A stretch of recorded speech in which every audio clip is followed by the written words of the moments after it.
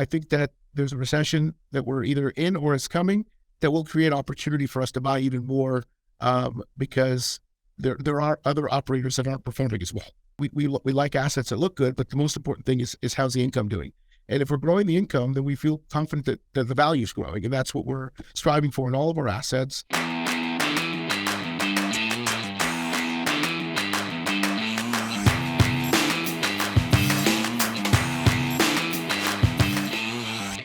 You're listening to the number one real estate podcast in the world, where we talk with real estate professionals all across North America about their wins, losses, lessons, and stories to help you win in your local market today. My name is Cody from Sheridan Street. I am joined with Vikram Deol of the Real Estate Sales Academy. Vikram Deol, my man, it is Good Friday. It is a Good Friday. We are recording today. I'm excited. We have a couple podcasts, and I want to know, what is the highlight of your week, Vikram? Before we intro our guests, I want to jam with you a little bit about what's happening in your world. Yeah, man. Thanks for asking. This week has been a systems and processes week. We're growing, we're scaling, and we're breaking things. So we're revamping our scripts, we're revamping the process, and we've brought in a lot of really good new clients. And I think one of my big ones is one of our clients who came in. He was, I hate scripts. I hate working with scripts. I hate following programs. These are my friends, right? Like, these are people I've met at an event, and I'm not going to, I don't like the whole feeling robotic. And as we've worked with each other for a couple of weeks now, he has completely shifted the way he talks, his tonality, his cadence. And he goes, dude, you'll love this. He's got 3,500 people in his database. He's never called them one time, but he loves, right? But that's the crazy thing. It's like, people like, I need more leads. And I'm like, how many leads are in your database? So like, I don't know, a couple thousand. I'm like, dude, at 1% conversion, that's 35 deals a year. And he's like, really? I was like, bro, you don't need to spend, he spent 30 grand on leads in the last year and a half. He's never called him once. He's like, they don't reach out to me for buying real estate. I was like, do you reach out to them? He's like, I don't know what to say. He's like, but I want to buy more leads. And I'm like, bro, you got a hole in your boat. You're sinking quick. How much money do you have? He's like, honestly, I'm like, no, lie to me. He's like, I got like a credit card with 10K and I'm in the hole and I haven't sold a house in 3 months. He's like, and last year I sold 4. The year before I sold 7. I said, where do they all come from? Referrals. Where'd the referrals go? He's like, I don't know. I was like, yeah, they're all dried up because nobody's moving unless they have to move, which means we got to get you on the phone. So he sent me a message yesterday. And it gave me goosebumps. He's like, I've never felt more confident about making calls to people. And it's literally, he goes, you're a hidden miracle that more people should know about. He's like, but first let me make money and then we'll tell everybody else.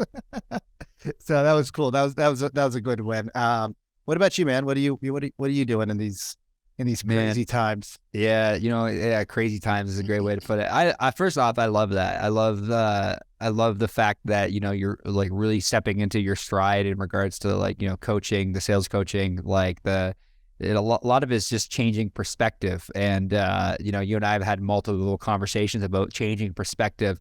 So many people out there that are like, oh, just work your sphere of influence.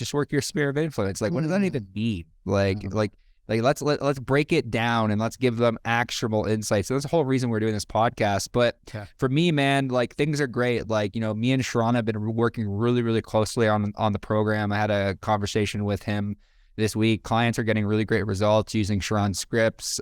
We had a client this week tell us that, like, Sheridan Street's doing such a good job. We have to shut off our ISAs to add more agents to the program.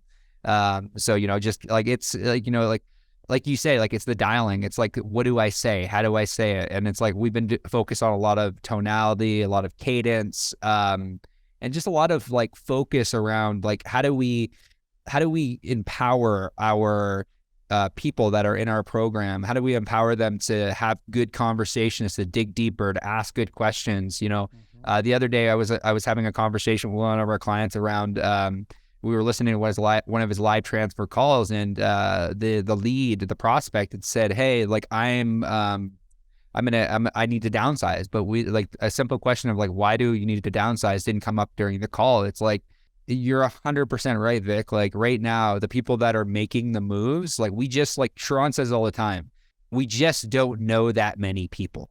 Yep. like sphere of influence, like we don't know that many people that are looking to move because of a downsize, because of a relocation, because they got divorced. Like how many, like you and I had this conversation the other day, how many people do we know currently that have to move because of a divorce? We just don't know that many people. Let's actually ask Robert that question before we introduce him. So Yeah. ask him the same question you asked me last night. Yeah. How many people, Robert, do you know currently in your sphere that have to move because either A, they're getting a divorce, B, they have to relocate, or C, they need to downsize at a necessity? How many people in your sphere do you currently know? Not many personally, but my wife's a family law attorney, so she knows. That, you know, like you're lucky. You're lucky. I don't have a family law attorney. Yeah, like, so, you know, going back to what you were saying, Cody, like the fact of the matter is that, and what's really cool about our guest today, Robert, is that he's going to talk about how you take the income you make today and how you can leverage it for a lifetime.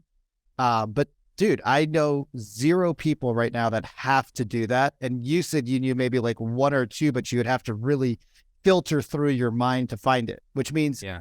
Where's the business at, y'all? Where is the business at? Yeah. So I think this is a perfect transition for us to intro our guest. And Vic, I'll let you intro the guest because I'm pumped about today's guest, mainly like because like of I'm going to selfishly ask a lot of like questions around investments. I feel like I should just sit. I feel like I should just sit back, grab a notepad and pen, and just like let Cody just let it be the Cody show. Because, because it's going to be great. So you guys, today we have a very special guest. I keep saying that, and you keep saying that. The guests just it just keeps getting better and better, and more exciting. We got Robert. Robert, I'm going to butcher your last name, so you can. Well, that'll be out. It's Pereira. Pereira. Oh, I wasn't going to butcher your last name. Okay, Robert Pereira. So he is a partner of Sharon's. You guys, if you haven't listened, Sharon's the now president of Real Brokers. Super stand-up dude, awesome guy. Him and Robert met about 4 years ago. Robert's got access to a shitload of capital.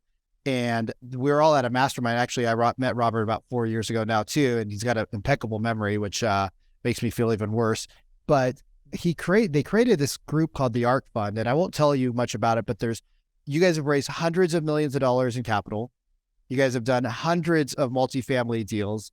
You guys are getting insane returns on your investments, and you guys are helping people go from lots of money today to not just lots of money today, but also lots of money tomorrow as well. Correct? You're helping people with their long-term wealth strategy. So Robert, why don't you give us the 42,000 overview from your private jet and tell us a little bit about what you do, who you're about, and then I'm just going to shut up and let Cody ask about 6,200 questions in a row. Sure. So I'll give you a little bit of background pre-ARC. I'll do it quick because it's about 12 years of history. I started investing in real estate in 2008. So, you know, I remember buying homes in California that were 25 cents on the dollar of the previous sale. So this, like, while we have a little bit of stagnancy in the market today, the support for values is super strong. I think real estate's once we kind of have a little bit of easing of pressure on interest rates, I think we're gonna continue to have great transactional returns coming right in the second half of the year into next year. I also think there'll be a recession. I think the interest rates going up are there to help induce a recession, but I don't think that's going to slow real estate. Real estate's not the reason for the recession. It's one of the repercussions of what we have with inflation. Having said that, 2008, I started in foreclosures. Ran the gamut for about 12 years I've done fix and flips of $250,000 homes, and I've built luxury homes that have sold for $6 to $8 million, all in Southern California. So I've done a lot, about 250 projects in that 12 years with a couple of very close friends and partners. In 2018, I started working with Sharon, and I actually met him at an event. I went to the event to meet him. And had the opportunity to bring him in as a business consultant with the intention of seeing how I could go from where I had, and maybe similar to what realtors deal with, where you're working for chunks of capital when you make commission dollars. In my case, I was selling properties that had no income along the way, right? I was buying or building a home that had no income until I sold it. And so while it was profitable, it was, it was one of those things where I figured I can't age this way. Like this is okay. I was in my late 30s. I'm like, okay, this is okay for now, but what am I doing 10 and 20 years from now? Let me look at a model that might be different. With Sharon's help, we came up with ARC. And so I founded ARC in 2019. We have raised almost $100 million of investor capital, including a good chunk of Sharon and my own. We actually started thinking, okay, I've got a group of investors. I've got a lot of my own capital that I built up over the 12 years previously. Sharon had money as well and wanted to invest. We thought, okay, let's build a multifamily fund. And we, at first, we're like, okay, we can do this ourselves, bring some Wall Street money in and grow. And we then realized that it'd be a lot cooler to be able to build a big network of friends and family, as well as those who entered our network and the network of networks that would allow us to grow. And instead of using Wall Street dollars, we'd be able to bring in Main Street dollars to as equity that would allow us to buy value add apartment complexes. The concept of value add is we buy performing assets that have rents that are typically 15 to 20% below what would be market comps in a given area. We buy in the Southeast. We're headquartered in Atlanta. So we own assets today. We'll finish Q2 at 1,500 units between Metro Atlanta and Alabama. So we have a very competent team on the ground in the Southeast. Sharon and I manage them, and we're not only buying and selling, but we're also fleshing out a really solid long-term business model for having vertical integration, and that includes property management. And also we already handle the asset management, the investor relations, the ownership of the assets, but we're also going to look to do property management at some point as we scale, just because we feel like we can do it better than the third-party management companies, just with a heavy drive or on the value add.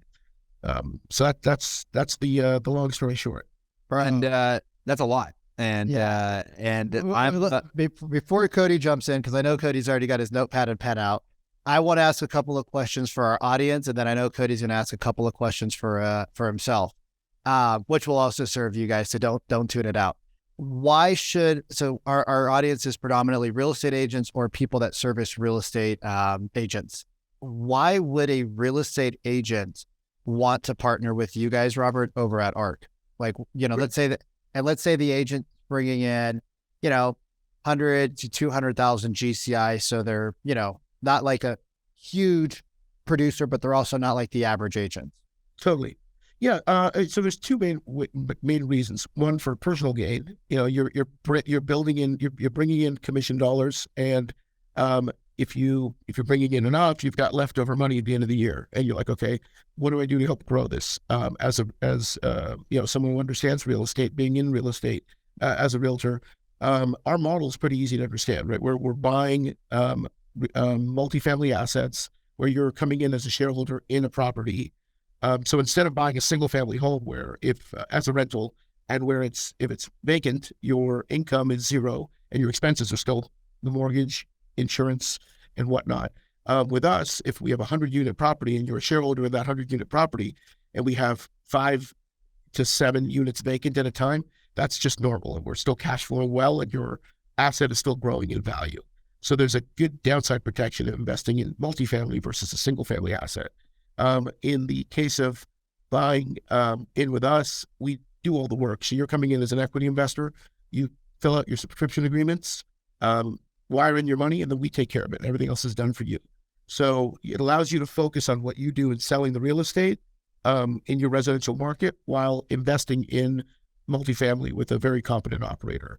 The second main way to benefit is, as I mentioned earlier, the network of the networks. We've got we've worked with a handful of partners and realtors who've actually brought capital to ARC through their network, and for that have become partners on individual ARC assets, not only as equity partners that are writing a check, but on the general partner side.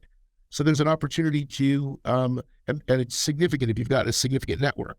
And I don't admit, if your network isn't significant today, that doesn't mean it won't be significant in 12 months or 36 months. And so taking a long-term mindset, it's an opportunity to, for instance, let's just say there was the two of you and 8 other people on the call. And I'm talking to you and you're my network now. Like, hey guys, I'm going to present to you an offering in multifamily. If you have some interest, great. If not, maybe you come in on another offering, no big deal. But let's just say I get all 10 people on the call to each invest $100,000. So you come in for $1 million. I'm raising that $1 million. I'm now part of I get a small piece of the general partnership on an ARC asset. But so I've benefited financially there. But the other piece is I've got a touch point. If my clients are now investing alongside me, I got a reason to call them every month or at least every quarter and say, hey, did you see how ARC is doing? Your asset we bought it at X. It's gone up a little bit. And those talking points are what, back to what, a lot of realtors struggle with is, okay, between transactions, people don't buy homes typically every month. They buy them every couple of years. What do I talk to people about in between? Mm-hmm. Here's an opportunity to have another touch point to talk to people about because they're investing alongside you. So good. It's, so say for example, I'm a realtor and I have, like most realtors that are making, a couple $100,000 a year, some of them are broke. But some of them have, like, I'm just being honest, some of them are broke, but some of them have money set aside in order to invest in something, and they just don't know the step and the process. If say for example, somebody has $20, $30, $40, $50,000 set aside that they want to put to work, what is the process that they go through in order to invest with ARC? Is there a minimum threshold in investing? I want to put money to work. Can you give us a kind of high level overview on what it would look like to partner with ARC? Yeah, no, our typical minimum is 100. Case by case, we'll make exceptions and we'll bring it down to like 50, but it really doesn't drop below 50. So that is kind of the threshold. But really the way to look at it is mindset.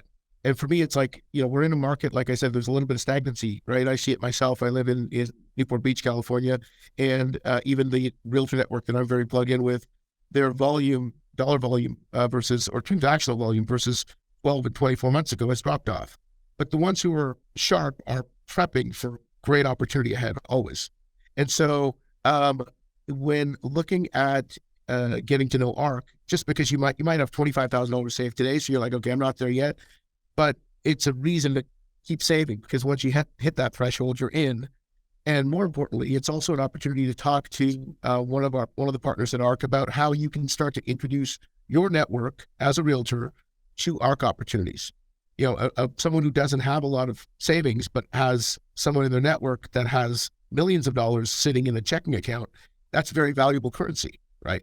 And so sometimes you, as a realtor, you might talk to someone who's like, yeah, I've got this money, and they don't necessarily want to buy direct real estate, that client, but they would absolutely be open to an introduction with somebody like ARC, and facilitating those kind of introductions is huge value to the realtor, right? It unlocks a lot of things because that client might invest with ARC, but equally, just having that client, the realtor, and someone like myself or Sharon on the call allows the realtor to pick our brain on investment opportunities where they might be able to unlock value for that client in other ways. So it's really, if you have a long-term mindset of, hey, how do I grow my network so that one day I have 100 people in my network that could put $100,000 annually into something like ARC, that's very powerful. So if you take a long-term mindset, and you'll get there, right? I mean, we all started with small networks and they grow with, singularity of focus and a defined purpose. What am I looking to do? How am I looking to help people? What is your guys's projection before we get into the nitty gritty? What is your guys' projection of the economy? I know you guys are very bullish on it. Obviously, Sharon and I have talked, Cody and I have talked. What is your guys' projection of multifamily in the next 3 to 5 years? And is it I know there's no crystal ball and you can't say it's safe. You can't say it's always risky to put your money anywhere. So let's just put the disclaimers out there. But in your personal opinion, Robert, from your research, right, you guys got $100 million plus raise. You guys have your own capital in this. Where do you guys see yourself? Like, are you actively investing currently, or are you on the sidelines? And what would you advise to like grandma? Perfect. Yeah. So last year we bought a little bit over 120 million of real estate. This year we'll probably do something similar, maybe a little bit more, probably closer to like 150 million. So we're active, but like I said, I started in real estate buying stuff at 25 cents on the dollar, right? So I will always be a doubting Thomas and a pessimist. I'm not as bullish as Sharon. I'm bullish on the stuff I own. I'm not always bullish on the global market or the even the local market. Someone will ask me, "Hey, you own 1,200 doors in Atlanta. Is Atlanta super safe?" And I'm like, as a market where it's just going up, I'm like, where we own, we know that we've got a great supply and demand imbalance, so we're able to push our rents. Is all of Atlanta that way? No. There's always going to be pockets that are oversupplied, and you've got to buy at the right price, execute well on your business plan, and be willing to pivot. Right. Having said that, we don't think that we can absolutely time a top or a bottom. So what we do is we dollar cost in. So every quarter we'll buy typically one project, maybe two, if we see some really good opportunities that have value added to them. We're very micro focused. So right now we're actually finalizing a deal in Tuscaloosa, Alabama. And it's a 147 unit deal. We're buying it for $17 million. Great basis on we look at it as $1 per unit. So it's about 117,000 per unit. Our in-place rents are $940. And we see 5 solid comps in the area, rental comps, that will allow us to take the $940 up to closer to $1,200 a unit. Wow. And so whenever we look at our goal of where we can raise the rents, if we can get to what we consider like a 1% ratio, where the average pro forma monthly rent is 1% of our purchase price, then we feel pretty confident that we've got a winning asset. We do a lot of homework to make sure we can execute on that business plan and succeed. We also do a lot of due diligence on the asset to make sure it's not going to have a lot of skeletons where we're not seeing deferred maintenance and whatnot. We do it. It's very rigorous. It takes a good 90 days from the time you tie up a multifamily asset before you actually close. So there's a long process, including the lenders, including all of our own inspections. But once we've identified an asset, we've bought 7 complexes so far. Sold one of them. That was did really well. I'm sure Sharon shared that with you guys. But even the ones we own, we value them every quarter with the brokerage community based on our income growth. So it's not based on how shiny it looks, right? We like assets that look good, but the most important thing is how's the income doing? And if we're growing the income, then we feel confident that the value is growing. And that's what we're striving for in all of our assets. So we are bullish on what we own, bullish on what we're buying. I think that there's a recession that we're either in or is coming that will create opportunity for us to buy even more because there are other operators that aren't performing as well. It's such an interesting perspective. Like, are we in a recession? Is the recession coming? How long is the recession? It's just like no one really seems to know, but there is a promised ideology that, we still need to invest into something. Like, we still need to put our money to work in something. As a real estate agent right now, a lot of real estate agents are trying to find their clients opportunities. And right now in the space around like investment opportunities are something that me and Vikram have had a lot of conversations around, where it's like that could be the opportunity for the real estate agent to continue to make money because investors are going to continue to invest into single family, into multifamily. What advice would you give to a real estate agent that is looking to find investors, looking to build relationships with investors, looking to provide value to investors? What do you see work in the marketplace with you as a multifamily investor? And what do you think real estate agents should be doing in order to provide a maximum amount of value back to investors in today's market? Great question. So looking at where the market is right now, I think that if you, as a realtor, getting someone, we're at interest rates that are higher right now. So getting new investors, like brand new investors to come in as investors right now, where we have interest rates that are higher, property prices that haven't quite yet dropped to match that interest rate, might be a little challenging. What's less challenging, I think, is if you're, as a realtor, if you're targeting those who already own investment real estate.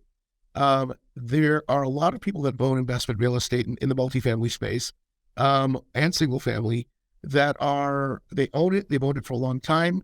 They've got a ton of equity in the property, but they're fed up of managing it.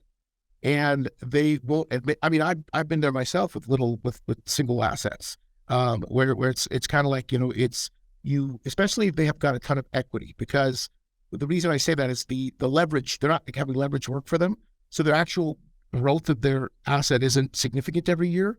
They might own a $300,000 property with a $50,000 loan, which means that they've got $250,000 that's sitting there. And if you look at the actual growth on that every year, especially in a time of where pricing can also be going downward, if they're fed up about the landlord experience, there's a great conversation to be had, because you can talk to them about, hey, would you consider selling? Many of them will say, yeah, but I don't know what to do with the money then. And then the next conversation is, well, here's an opportunity to invest in something like ARC. So you can take that money, you can you can take that property, you sell it. When you sell it, you've got, obviously a capital gains event and stuff like that. So people are afraid of that. Investing in something like ARC can actually get them depreciation that they can use to offset the capital gain from the sale. So there's a clear and obvious talking point for those who own investment real estate. A lot of them are baby boomers, so they're like, in that age bracket where they're, let's say 50 plus. So they're not dying to be landlords anymore, or they might have inherited property, so they definitely don't want to be landlords. And so being able to farm those kind of leads, get those sales done, because those sales are very emotionless, right? Especially if someone's inherited a property as an investment property, they just want the cash, or they want the cash and then they maybe want to invest it in something like ARC. But there's a good opportunity to get transaction sales there. And there's always buyers on the investment side that are looking to buy assets. So case in point, I'd sold a lot of my single family and multifamily smaller portfolio that I had. I'd built it up over the last 15 years. I had about a dozen units, and I sold a lot of it, put it into ARC. I have one duplex left in Rogers, Arkansas. And this is about 3 weeks ago, I looked at the value of it. It was like, okay, I've got about $350,000. I've got about $100,000 loan on it. Why don't I just sell it and take the 200 and change and put it into my next ARC offering? I called up, I looked at the local realtor that had sold most recent comp, called her up.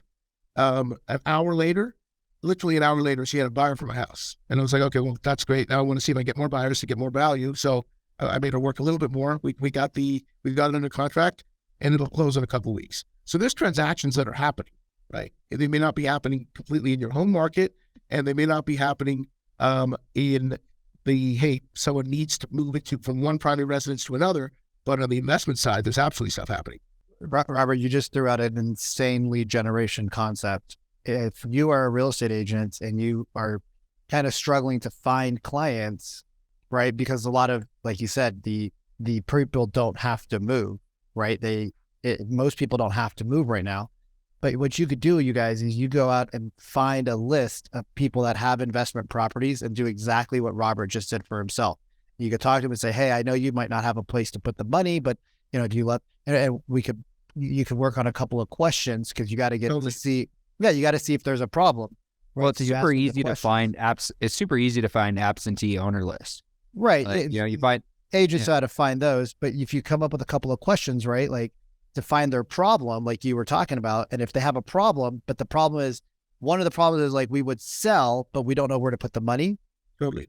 Now, boom, you guys have a place to put it. And, I know Sharon for 12 years now, and he's a stand-up as they come. Robert, I've known you for 5 years now, right? Like, you guys have you guys have trustworthy people. I can't say it's safe, but you have trustworthy people.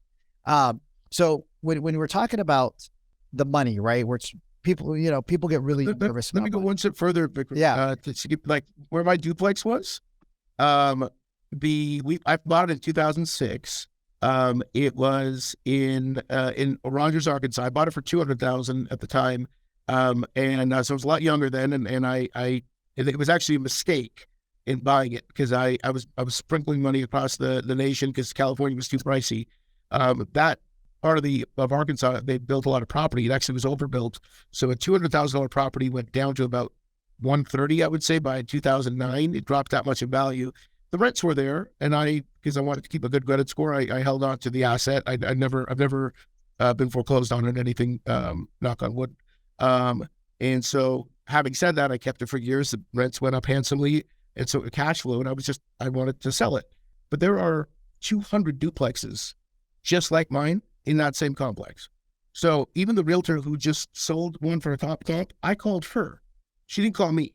If I was a realtor and I'd sold one duplex in that complex and I sold it for top value, I would farm the other 199, and you're going to get another 10 investors that are going to sell, right?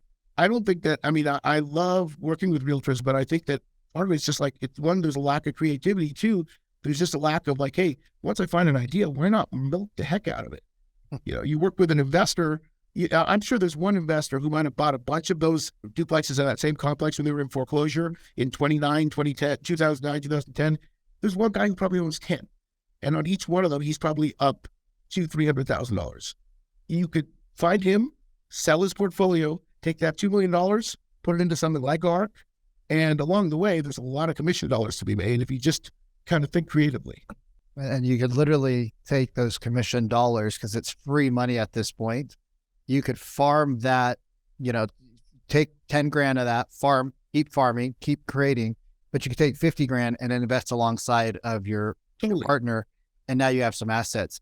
When we talk about money, right, people get really, real estate agents don't understand finances, which is why they don't like to talk to investors, because investors are super savvy, right? An investor typically knows more than the real estate agent does about money, how it works, the flows, the ins and outs.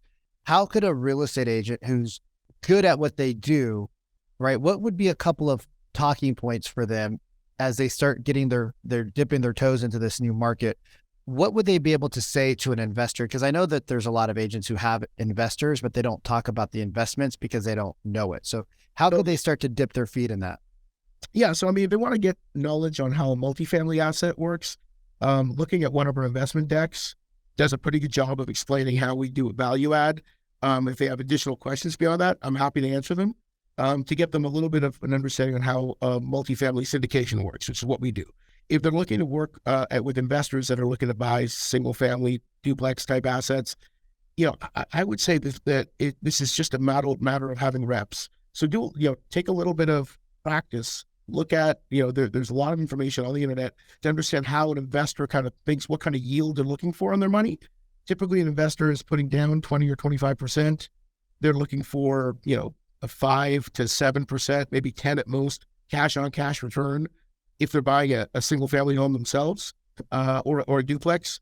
Oftentimes investments will have very little cash flow from day one. It's a lot harder to cash flow on smaller assets than it is in a big multifamily complex. But I think just learning some of the basics there of what they're looking for allows you to at least have some conversations. And then I think if a realtor, especially a younger realtor, I'm going to say, has a mindset of not only working with primary residence buyers, but also working with investors, it's super powerful. I've had years where I bought 30 plus houses, right? So if you were a Southern California realtor and you were just willing to work really hard, you just with me, you'd have bought 30 houses because you could have helped me buy them all if you were just, super tenacious, right? And there's a lot of people just like me that are working as investors, full-time investors. So I think getting that education sooner rather than later, so you can start break through, have those conversations. It's not rocket science. Like most real estate investing is just a matter of having done it and practiced it. The actual nuances are pretty simple, right? You buy, you have equity, you have a loan, you buy a place. What does the cash flow look like? Do you have enough adequate reserves to make sure that you can handle rainy day situations? Evictions and whatnot, those things will inevitably happen, right? Look at the bad and look at the good too. But as you learn and get comfortable with it, the whole investment community becomes your oyster. I think where people struggle the most is just getting started. And I think that is and you kind of said that it's simple. It's not easy, but it's simple. It's simple math. Somebody that wants to get started that has that uneasy feeling about the downside. like maybe it's the, you know, obviously there's ARC, but maybe they want to go into single family to start in order to kind of build like asset, in order to build up the cash flow, in order to build up the equity to have eventually someday have $200,000, like very similar to the single family. So I have a two-part question. Number one is, if you were to go back 20 years, would you do it the same way, where you buy the single family and then eventually get into multifamily? Would you do it that way? And the second question is, how do a real estate agent or somebody that has cash that wants to invest and want to build up their own portfolio get started without that uneasy feeling of like, hey, if I put this into 3 doors or 12 doors, I have that little bit of a feeling where it's like there could be downside, but I also have that little bit of feeling where I don't want to be a property manager as well. What advice would you have for them? Okay, so I'll handle the second question first. I'm a big believer, as I've just over time I've realized, like, do one thing and do it really well. And that doesn't mean that if you're a realtor, you just work with buyers or just work with sellers or just work with investors, but like be a realtor, right? So focus on, have a really defined plan that might change over time, but focus on what you do well and try to drive the commission dollars as high as possible. It is not that hard if you work hard enough and you're in a market that has enough product to make $500 to $1 million a year as a realtor. And I think that should be the focus, because if the focus becomes, what I have realized is you get a lot of people that are like, hey, I've got like 6 different businesses and they're all like making nothing. That just means you have 6 nonprofits, right? Instead, have one really profitable business, and then from there, it opens doors for you, right? So I would say investing in things like ARC, and I don't say this because it's self-serving. I mean, we've raised a lot of money. I'll continue to raise a lot of money. It's not like any one investor. Every investor is important to us, but no one investor non-investing. I've had people where they've talked to me and I'm like, hey, they're like, hey, I want to put my last $100,000 with you. I'm like, please don't. Keep, right now, keep that money, help you grow your business. When you've got 300,000, then put 100 with us, right? So we're not here to take people's money. We're here to help them, first and foremost. But I would say having that singularity of focus is critical, because nothing will pay more than your ability to grow your own business. And then after that, investing in things where you don't have to spend a lot of time, play landlord, that kind of stuff. That's where something like ARC makes obvious sense, because you're going to get very comparable returns to what you would get if you owned the real estate yourself. And very much a muted downside, because you put money with ARC, but then you don't have to worry about any of the landlord issues. You also don't have to worry about future costs that are going to go into the property. When we create a company to buy an asset, we keep enough reserves to make sure that we can handle the rainy day. So that way, investors don't have to. To your question about would I have done all the stuff I did in single family, I really enjoyed learning stuff when I was flipping less expensive homes. So I would, like in 2009, 2010, 2011, that was great training. So I would, and good value. I wish we flipped all those homes. I wish I held on to a lot of them, because we were buying them for like $80,000 to $100,000 in Moreno Valley. And then selling them for like $150,000, $175,000. Those would have all cash flowed at whatever interest rate I borrowed at that time. And if I kept like 20 or 30 of those houses, I would have made $250,000 on each one of them. So that would have been a lot more money than the little bit of flip money that we made. Once I got into the luxury space, it became a different story in that, like, it's really, it's a long process. There's a lot of risk. You have no rental backup plan. You're selling a $6 million home. It's not going to rent for more than like $20,000 a month. So it's not anywhere near that 1% ratio. Regardless of the market, you better sell. And it can take, the sales cycle is also longer. So I've been blessed to work with some really good realtors in that space. So I did very well, but I wouldn't do it again as a core business. The risk reward isn't there. I would have gone into multifamily probably about 8 years ago instead of about 4 years ago. I love that. Yeah. It's, everything teaches you something along the way. Yeah. And without having one, it's hard to have the other, because it's all just domino stacking. And now your level of expertise is far greater, because you've worked in so many different genres, and you've seen the upside and the downside from a personal perspective. So you're like, oh man, if we would have done this could have happened. But now you have that experience to take into your next set of investments. Robert, we could probably go for about 3 days with you and not even touch the surface.